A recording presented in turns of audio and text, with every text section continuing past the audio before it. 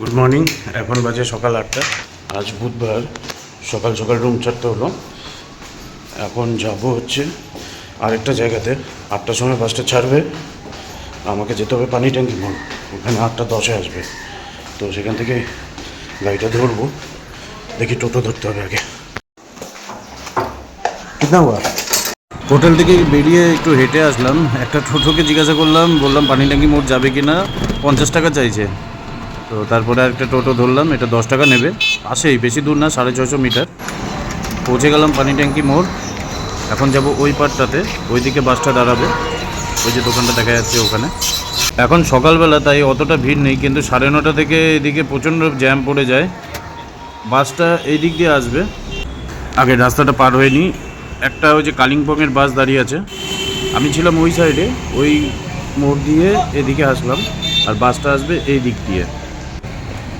বাস চলে এসছে, মৈনাক বসে গেছে, কারণ ও জংশন থেকে টিকিট কেটে এসে, নলে সিট পাওয়া যেত না। উইন্ডো সিট নিয়েছে। তো চলো বাসে উঠে পড়ি। বাস ছেড়ে দিল শিলিগুড়ি থেকে। এমনিতে 5 ঘন্টা লাগে, দেখা যাক আজকে কতক্ষণ লাগে। এখন আমরা ঢুকছি সেবকে। ওই যে দেখা যাচ্ছে তিস্তা নদী, সামনে থেকে আরও ভালো করে দেখাচ্ছি আপনাদের। সেবক থেকেই মেনলি পাহাড় শুরু। সামনে রয়েছে রেল ব্রিজ। এই যে এদিক দিয়ে চলে গেল মালবাজার, কোচবিহার, আলিপুরদুয়ার, ওইদিকে চলে যাচ্ছে। এটা হচ্ছে তিস্তা নদী। জল এখন প্রচণ্ড রয়েছে নদীতে। আর তিস্তার গা বেয়েই আমরা যাব গ্যাংটক। সামনে একটি মন্দির রয়েছে, খুবই জাগ্রত। এখানে বাইরে থেকেও আর এখানকার লোকজনও পুজো দেয়।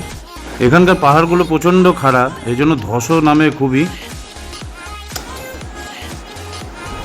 এখন আমরা পৌঁছে গেলাম করোনেশন, মানে বাকফুল ব্রিজের কাছে। ডান দিক দিয়ে চলে গেল মালবাজার, আর আমরা যাব সোজা গ্যাংটকের দিকে।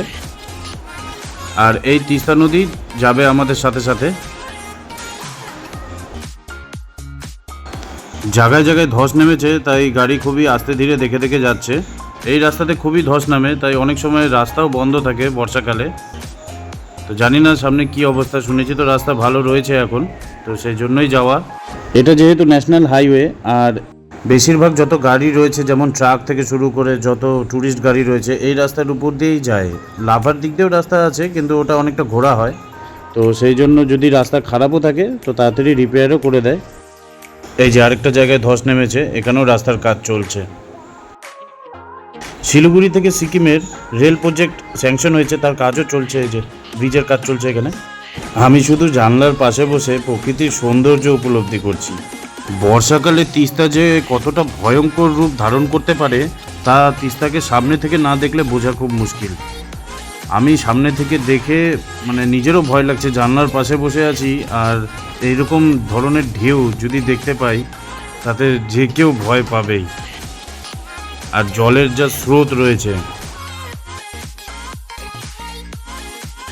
এই যে এই জায়গাটা সব থেকে বড় ধস নেমেছিল, সেই জন্য 2-3 দিন গাড়িও বন্ধ ছিল এই রুটে। এই যে দেখতে পাচ্ছ কি ভয়ঙ্কর রূপ। এই জায়গাটা সব থেকে বেশি দেখছো, মানে কতটা বাঁধ দিয়েছে। জায়গাটাও মানে বিশাল বড় জায়গা নিয়েছে। ওই জায়গাটা হচ্ছে মেন, এটাই দেখিয়েছি। প্রকৃতি যে কতটা ভয়ঙ্কর রূপ নিতে পারে তার প্রমাণ হচ্ছে এই যে এই দৃশ্যটা। আরো ওঠে না, সামনে থেকে না দেখলে তার ভয়াবহতা বোঝা খুব মুশকিল। রাস্তার পাশে কিছু বাদর মহারাজদেরও বসে থাকতে দেখছি।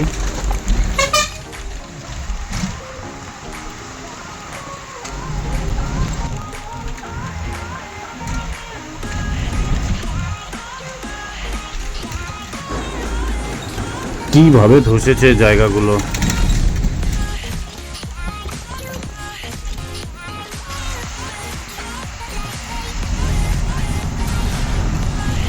এদিকেও রেল ব্রিজের কাজ চলছে। ওই যে ওইদিকে টানেল আছে, ওর ভিতর দিয়ে একদম ওপাশে পাহাড়ের ওই সাইডে গিয়ে উঠবে। সামনে থেকে দেখাচ্ছি আপনাদের, কারণ এই ব্রিজটা দিয়ে যাবো আমরা।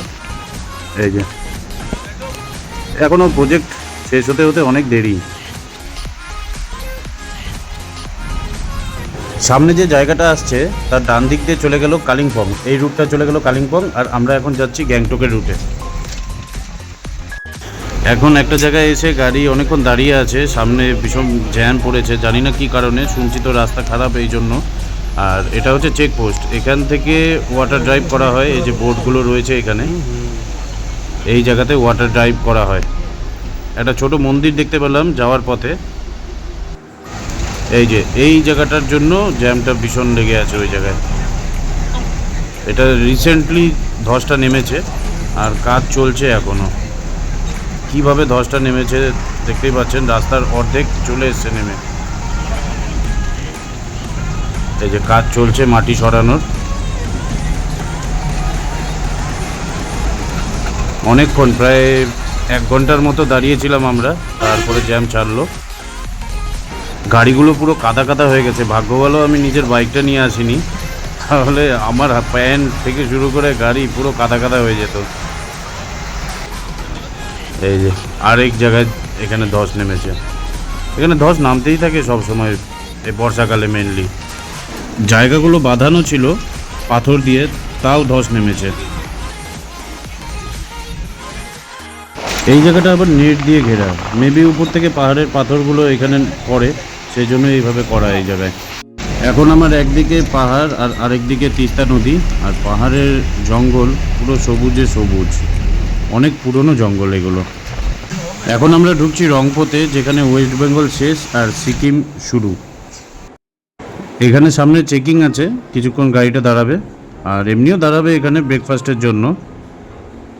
এটা হচ্ছে সিকিমের গেট, ঢুকে গেলাম সিকিমে। এখানকার পেট্রোলের দামও অনেকটাই কম আমাদের ওয়েস্ট বেঙ্গলের থেকে। চলে আসলাম একটা মিষ্টির দোকানে, এখানে ব্রেকফাস্টটা করব। মৈনাক বললো এই দোকানের খাবার নাকি ভালো, তো দেখা যাক কী পাওয়া যায়। তো আমরা পুরি অর্ডার করলাম, 2 প্লেট করে পুরি তরকারি খাই। তো বললো পুরিটা বেশ ভালোই বানায়। খেয়ে দিয়ে চলে আসলাম বাসের সামনে, আর কিছুক্ষণের মধ্যে বাসটা ছাড়বে, আমরা যাব বাঁ দিকে। খুব জোর খিদেও পেয়েছিল, আমরা সেই সকাল 8টায় বাসে উঠেছি, তো এখন গিয়ে ব্রেকফাস্ট করলাম। এখন বাজে 11টা। পাহাড়ে মানুষের লাইফস্টাইল আমাদের সমতলের লাইফস্টাইল থেকে অনেকটাই আলাদা। গাড়িগুলো দেখুন কী সুন্দর পার্ক করেছে। এখন বাজে 11:30, আমরা পৌঁছে গেলাম সিংথামে। আমরা এখানে এখন নামবো, এত সুন্দর ভিউটা একটু ক্যাপচার করে নিই ফোনে। পাহাড়ে হাঁটা এমনি দুর্বিষহ, তার মধ্যে যদি লাগেজ ব্যাগ আর সাথে ল্যাপটপ থাকে তাহলে তো আরোই। একটা দোকানে এখন চা খেতে ঢুকলাম, চা খেয়ে তারপরে কাজে নেমে পড়বো। কিন্তু তার দোকানটার পেছন থেকে নেওয়া একটা ভিউ আপনাদের দেখাই, অপরূপ দৃশ্য। এটা হচ্ছে ফুট ব্রিজ, নদী পারাপারের জন্য। এখন বাজে প্রায় 3টে। সিংথামে কাজ আমাদের কমপ্লিট হলো, এখন যাব নিচে, বাস ধরবো ওখান থেকে। আর এদিকে একটা রাস্তা গ্রামে চলে গেছে, আমরা যাব ওই ফুট ব্রিজটার ওখানে, ওখানে আবার বাস থামবে। বাস পেলাম না, একটা ছোট গাড়ি পেলাম, সেটা করে এখন যাচ্ছি গ্যাংটক। এখন যেহেতু ট্যুরিস্ট কম, তাই প্যাসেঞ্জারও খুবই কম। এখানে বাসের থেকে বেশি ছোট গাড়ি বেশি চলে, শেয়ার গাড়ি যেগুলো। গ্যাংটক যাওয়ার পথে একটা টানেল পড়লো, এই টানেলের লাইটিংটা ইন্ডিয়ান ফ্ল্যাগের আদলে করা। ভিডিওতেই এত সুন্দর লাগছে, সামনে থেকে দেখলে আরও সুন্দর লাগবে। সিংথামে যাওয়া একটু গরম ভাব ছিল, এখন যত উপরের দিকে যাচ্ছি তত যেন একটা ঠান্ডা হাওয়া বইছে। এখন আঁকাবাঁকা পথ বেয়ে আমরা এগিয়ে চলছি গ্যাংটকের দিকে। সামনের ভিউটা খুবই অসাধারণ, মেঘগুলো যেন পাহাড়ের গায়ে লেগে আছে। গ্যাংটকে আমরা প্রায় ঢুকেই গেছি। দূর থেকে যে মেঘটা আমরা দেখলাম সেটা আর কিছু না, বৃষ্টি হচ্ছে গ্যাংটকে। তো এখানে আসলে দুটো জিনিস মাস্ট, ছাতা আর রেনকোট। এখন দেখছি সবার হাতে হাতে ছাতা রয়েছে, আর বৃষ্টি যত উপরে যাচ্ছি তত জোরে বৃষ্টি নামছে। এখন পৌঁছে গেলাম স্ট্যান্ডে, বাস স্ট্যান্ডটা আর একটু নিচে, এখান থেকে আবার গাড়ি ধরে আমাদেরকে উপরে যেতে হবে। কুয়াশার মতো বৃষ্টি পড়ছে। হ্যাঁ, এখন ছাতা মাথায় দিয়ে সামনে যাব, সামনে থেকে গাড়ি ধরবো। এখান থেকে যদি গাড়ি ধরি তাহলে ভাড়াটা বেশি পড়বে। কি করে ঘুম ছুটে জিজ্ঞাসা করলো যে মনে পড়লো যে হ্যাঁ সামনে থেকে গাড়ি পাওয়া যায়, ভাড়া লাগে প্রচুর, ঘন্টার কাজ করতে গেলে প্রচুর টাকা বেরিয়ে যাবে। আমি আর মৈনাক ভাড়া নিয়ে আলোচনা করছিলাম। উপরে ফুট ব্রিজের সামনে নামিয়ে দিল, এখান থেকে আরও উপরে যেতে হবে এমজি রোডের ওখানে। ফুট ব্রিজটা বিশাল বড়, মানুষ রোড দিয়ে না এই ফুট ব্রিজ দিয়েই যাতায়াত করে এখানে। এই জায়গাটার নাম হচ্ছে লালবাজার। কোনো মানে ছাড়া। কোনো মানে ছাড়া। আর এখানে যে জিনিস দেখছে সব ডবল করতে গেছে বাবা শিলিগুড়ি ডবল দামে বিক্রি হয়ে গেল তো কত লাগছে হাওয়াটার মতো ঘুরে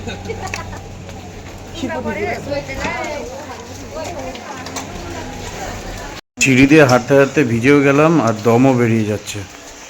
মনিকা হেলথ কোনটা? মনিকা এখন পৌঁছে গেলাম এমজি রোডে। এখানেই সবাই এসে ছবি টবি তোলে, রাতে দেখতে আরও ভালো লাগে এই জায়গাটা। মনে হচ্ছে না যে ইন্ডিয়া, তার মধ্যে ওয়েস্ট বেঙ্গলের পাশে স্টেট, ভাবা যায়। ওয়েলকাম শ্রী নরেন্দ্র মোদি জি। মোদি আছে কবে? হ্যাঁ, এমজি রোডের পাশেই আমাদের হোটেলটা নেওয়া, সেখানে যাচ্ছি এখন। পৌঁছে গেলাম হোটেলে। খুব আস্তে ধীরে যেতে হচ্ছে, কারণ বৃষ্টি হওয়াতে জায়গাগুলো পুরো স্লিপি হয়ে আছে। এই যে, এটা হচ্ছে হোটেল। এখন যেহেতু টুরিস্ট কম, তাই একটা ভালো রুমই পেয়েছি। প্রতিটা ফ্লোরে 4টে করে রুম রয়েছে। আমরা আছি 3rd ফ্লোরে। আমরা ভিউ ভিউ সাইড দিলে এক একজন কি ভিউ হয় ট্যাঙ্কি ভিউ দিয়েছে না, এখান থেকে পাহাড় দেখা যেত বেগ না করলে। হ্যাঁ, কিন্তু রুমটা খারাপ না। রুমে ঢুকতে ঢুকতে 4টে বেজে গেল, তাই লাঞ্চটা ঘরেই চেয়ে নিলাম। এক ধরনের তরকারি, ডাল, পেঁয়াজ, পাঁপড় ভাজা আর সাথে ডিমের অমলেট দিয়েছে। খুব খিদে পেয়ে গেছে, তাই কথা না বাড়িয়ে ঝটপট খেয়ে নিই। খাবার হজম করতে হবে। পাহাড় এখন দেখা যাচ্ছে, ওই যে আস্তে আস্তে সরছে। কাঞ্চনজঙ্ঘাটা কোথায়? ওই সাইডে? ওইটা ওইদিকে? কোনটা? হ্যাঁ হ্যাঁ হ্যাঁ হ্যাঁ হ্যাঁ। এখান থেকে কাঞ্চনজঙ্ঘার ভিউ দেখা যায় বলে এই রুমের রেট বেশি, কিন্তু এখন অফ সিজন বলে আমরা পেয়ে গেছি। আরেকটা জিনিস আপনাদের দেখাই, এই যে বাথরুম থেকেও পুরো পাহাড়ের ভিউটা দেখা যাচ্ছে। মানে এক ধরনের প্রকৃতির ডাক মানুষ করতে পারবে, আরেকটা দেখতে পারবে। শিলংয়ে যখন গেছিলাম তখন এইরকমই ওয়েদার ছিল, মানে কখনো বৃষ্টি পড়ছে, কখনো মেঘ আসছে, আবার কখনো পুরো শরতের মতো ওয়েদার। সেম এখানেও। এই যে বাইরে সূর্যাস্ত দেখা যাচ্ছে আর প্রকৃতির একটা ডাক, ও আলাদাই ফিলিংস। রুমে রেস্ট নিয়ে আবার বেরোচ্ছি কাজে। এখন সন্ধ্যা 6টা বাজে। কাজ করে আবার রাতে ঘরে ঢুকবো। আমরা যেখানে আছি সেখান থেকে এখন অনেকটা নিচে যেতে হবে। ওঠার সময় অবস্থা খারাপ হয়ে যাবে, নামতে তো অত অসুবিধা হবে না। আমরা যাব এখন ডান দিকে, ডান দিক দিয়ে নিচে যাব। অনেকটা নিচে আসলাম, একটু ওয়েট করছি যদি ট্যাক্সি পেয়ে যাই। আর এই যে এটা একটা হোটেল, দারুণ লাগছে দেখতে। শেষমেশ একটা ক্যাব পেলাম, সেটা ধরে এখন নিচের দিকে যাচ্ছি।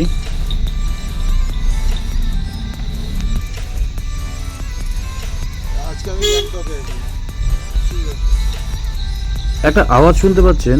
আমি গোটা রাস্তাতে এই আওয়াজটা শুনছি। এটা মনে হয় কোনো পোকার আওয়াজ, মানে যেখান দিয়ে যাচ্ছি জঙ্গল যেখানে, সেখানে এই আওয়াজটা হচ্ছে।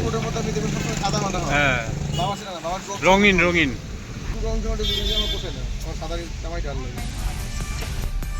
এই যে নিচে ট্রেকার আর ছোটো গাড়ির স্ট্যান্ডের এখানে আসলাম। দুপুরে যেখান থেকে গাড়ি ধরে উপরে গেছিলাম আমরা, এখন যেতে হবে আমাদের আরেকটু নিচে। এটা হচ্ছে গ্যাংটকের গুরুদ্বার, খুব সুন্দর সাজিয়েছে লাইটিং দিয়ে। পুরো শিলং শিলং ফিলিং লাগছে আমার।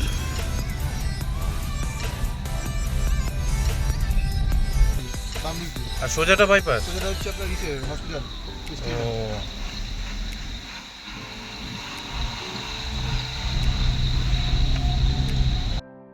দিনের শেষে কাজ কমপ্লিট হলো।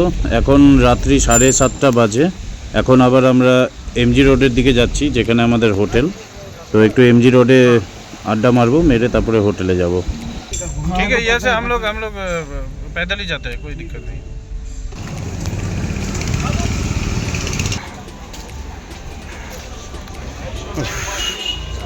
এটা এমজি রোড না? এমজি রোডের এই জায়গাটাতে কিছুদিন আগে আশিকি 3 সিনেমার শুটিং হয়েছিল, কার্তিক আরিয়ানের। অনেকটা হেঁটে যেতে হবে। এবার ওই রাস্তা দিয়ে নামবো, আবার নামবো? ওই রাস্তা দিয়ে উঠে যাবো না। এই যে যেমনটা আপনাদের আগে বলেছিলাম, সবাই এখানে আসে, ছবি টবি তোলে। এখানকার বিখ্যাত আইসক্রিমটা খেয়ে দেখি। কোনটা কোনটা নিচ্ছ? Chocolate vanilla mix. ঠিক আছে, বাহ।